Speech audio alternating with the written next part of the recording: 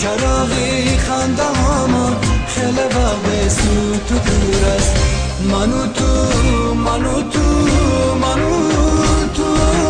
هم صدایی به صدایم با همو ازم جدایم خسته از این خیسته هایم هم صدایی به صدایم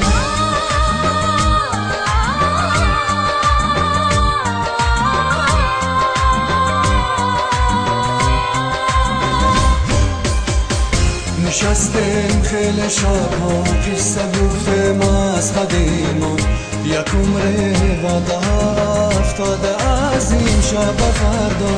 تمامی وعده ها را با دل و حرفا را گفتیم دیگر هیچی نمیماند برای گفتن ما منو تو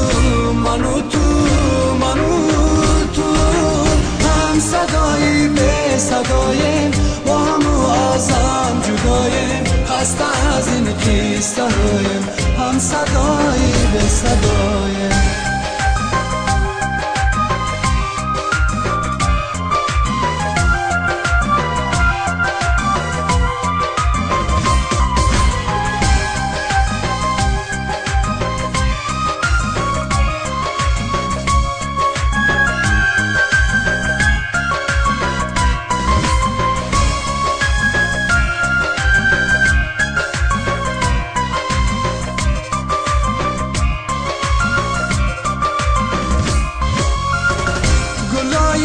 سرخی من پوسیده ماندن روی باغچه دیگر افتاده از پای ساعت پیره و داخل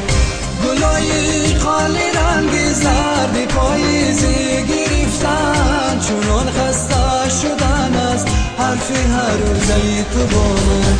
منو تو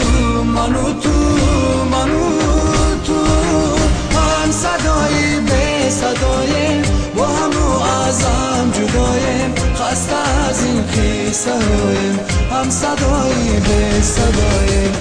منو تو